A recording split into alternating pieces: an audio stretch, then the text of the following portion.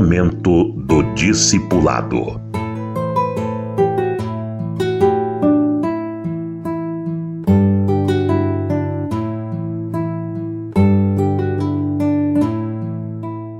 A falta de discipulado gera cristãos fracos e atrai a disciplina de Deus, a ira do Senhor na forma de disciplina. Cristãos fracos, uma geração de cristãos fracos. Nós estamos vivendo essa última geração de cristãos, não há dúvida nenhuma de que esta é a última geração, de que o arrebatamento será muito em breve, e nós estamos como que repetindo a história do livro de Juízes, um livro muito triste, que narra a história verídica. O livro de Juízes mostra o que aconteceu depois da morte do Josué, depois que o povo de Israel já tinha vencido as grandes guerras, mas faltavam as pequenas guerras de consolidação e posse do território. Eu faço uma comparação com grandes igrejas. Olha, eu não nego o valor de uma igreja grande. Para chegar àquele nível, muita coisa teve que ser feita, muitas dificuldades tiveram que ser vencidas. Para uma igreja chegar a ser igreja grande, não é fácil. E muita gente ali, ou algumas pessoas, tiveram muita vida de oração, se esforçaram para uma igreja chegar a ser grande. Porém, quando chegou a ser grande, ela sai totalmente do projeto de Deus, porque gera cristãos meramente assistidores de reunião, ou na linguagem de Tiago, na Bíblia, ouvintes esquecediços, uma geração de cristãos que não sabe fazer coisa alguma na vida cristã, a não ser assistir reunião. São incapazes de evangelizar, são incapazes de dar um bom testemunho, seja na escola, no trabalho, na vizinhança. Eles não são luz, mas estão ali abrigados debaixo da igreja grande. O Josué era como um líder de uma igreja grande, e aqueles que ainda conviveram com ele ainda tiveram um pouco da influência direta do Josué. Depois a outra geração se degenerou por completo. O primeiro capítulo do livro de Juízes é uma espécie de resumo. Começa com algo muito bom, a liderança de Judá, a atitude humilde de Judá em querer a ajuda de Simeão. Se uniram duas tribos e foram muito fortes e venceram todas as batalhas necessárias. Isso porque Judá tinha um Calebe que fez discípulos. A seguir, o relato é triste. A maior parte das outras tribos não conseguiu atingir seus objetivos, nem tomar seu território. E não houve duas das demais tribos que se uniram. Eles lutaram sozinhos e foi muito triste o resultado. No final deste capítulo primeiro, nós encontramos o que diz respeito à tribo de Dan. Os amorreus arredaram os filhos de Dan até as montanhas e não os deixaram descer ao vale. A tribo de Dan ficou presa nos montes e apinhada como um monte de sardinha assim dentro da lata, né? Aquele monte de gente que não podia se espalhar para praticar agricultura, porque os amorreus não deixaram, e eles não tiveram coragem de enfrentar os amorreus. Os amorreus conseguiram habitar nas montanhas de Heres, Aijalon e Salabim. Pois aí, houve uma certa convivência ali. Por fim, a tribo de Dan praticamente se acabou ali, os filisteus tomaram posse daquilo.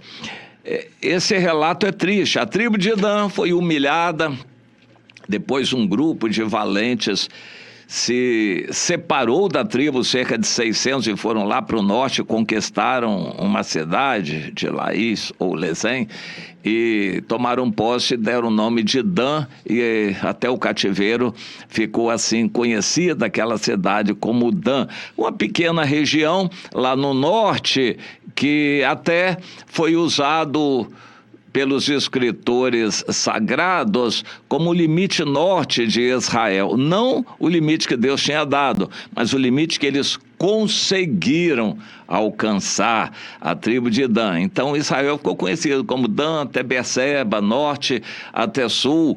Aqueles poucos de Dan se separaram do restante. O restante da tribo de Dan praticamente se anulou, se acovardou diante dos inimigos. E quando a gente entra pelo capítulo 2 adiante, a gente vê que Deus começou a tomar providências para socorrer o seu povo.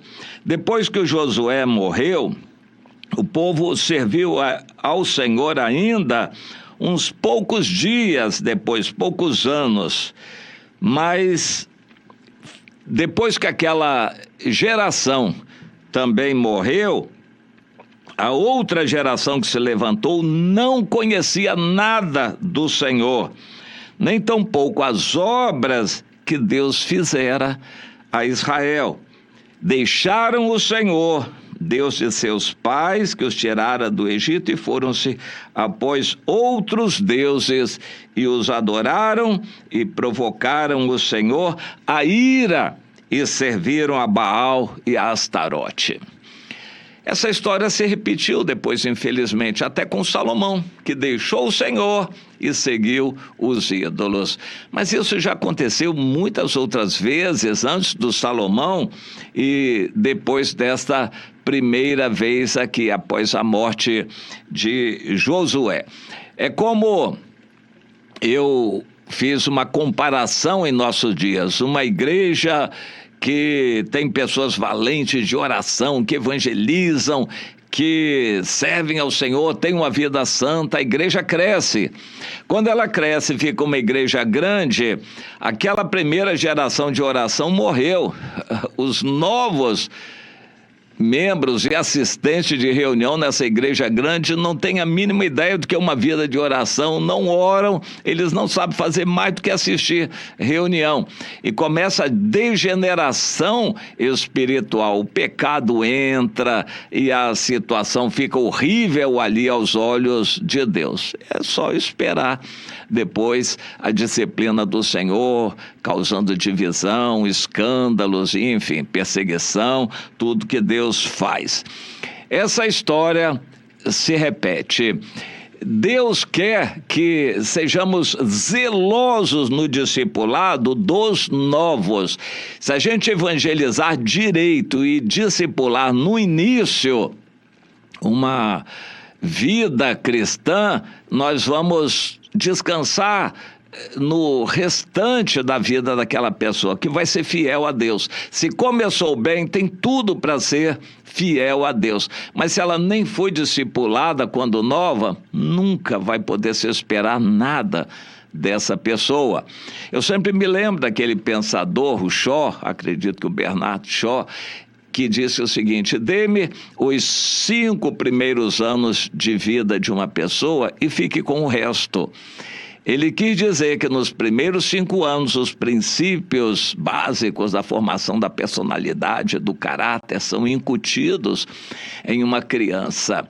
Ele, de certa forma, concorda com Salomão, em Provérbios 22:6, ensina a criança no caminho que deve andar e ainda quando for velho não se desviará dele.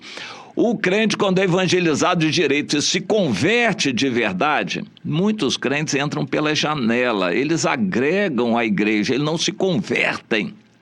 E aí não se espera nada dessas pessoas, depois de 20, 30 ou 50 anos, não se pode esperar nada de uma pessoa que não nasceu de novo. Mas mesmo os que nascem de novo não são discipulados, eles acabam esmorecendo, eles se lembram daquela experiência que foi sincera, mas eles não têm força para nada, não têm conhecimento, não têm habilidade espiritual, eles não têm fé para praticar a vida cristã e vão empurrando a vida cristã assistindo reunião. Isto é, infelizmente, a realidade na maior parte das igrejas evangélicas, na maior parte do mundo. Mas isso também já é profetizado na Bíblia, que seria, nessa última geração, tempo de apostasia, um afastamento completo. Eu fico estarrecido com as estatísticas recentes sobre a França. Mais de 50% de ateus que simplesmente não creem em Deus. Mas esses ateus de hoje, há relativamente pouco tempo atrás, se diziam cristãos. Já não seguiam a igreja, não liam a Bíblia, não tinham vida cristã nenhuma, mas pelo menos se diziam cristãos. Agora eles estão assumindo que nem são cristãos mais, nem creem em Deus. E mais de 50%. Isto é uma realidade nos Estados Unidos, em todo o mundo ocidental que já tinha sido cristianizado. Mas hoje a realidade é diferente. Aqueles crentes que ficaram sem orientação, não foram discipulados, se enfraqueceram, viraram simplesmente assistentes de reunião. Depois, nem mais fervorosos eles eram, mesmo em casa, e por fim assumiram que a vida cristã não tinha mais significado para eles, que eles não criam, nem criam mais em Deus. Este é o caminho. Foi o caminho na época dos juízes. É o caminho hoje da maior parte dos cristãos no mundo. Templos cristãos estão sendo fechados no mundo inteiro. Pessoas estão deixando as igrejas no mundo inteiro. No Brasil, o contingente de desigrejados é imenso.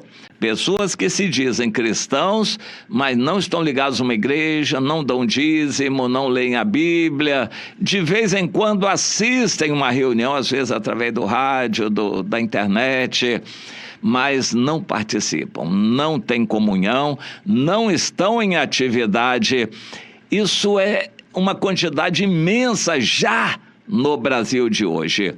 Tudo porque não foram discipulados no início. E daí? Nós faremos o quê? Não vamos mudar a realidade, mas pelo menos para comparecermos perante o Senhor, nós temos que prestar contas e mostrar alguma coisa. O que fazer? Meu irmão, não se iluda com igreja grande. Você está num grupo de meia dúzia de pessoas, de 20 pessoas, ame esses irmãos e qualquer um que Deus enviar, comece do princípio acampando com aquela pessoa todos os dias para discipular nos primeiros tempos, as primeiras semanas. Se uma pessoa que Deus envia é bem discipulada, ela vai ficar firme e pode-se esperar muito dessa pessoa a seguir. Não vamos nunca ser um número grande de pessoas assim, mas temos que ter a consciência limpa para prestar contas a Deus. Afinal de contas, nós estamos caminhando à luz da eternidade e não disputando um certame político aqui na Terra. Não estamos disputando o número de pessoas, nem influência política. Nós estamos trabalhando para Deus, na eternidade, ganhar pessoas, ainda que seja uma. Temos que valorizar cada uma pessoa que Deus nos dá e discipular. Você está fazendo isto?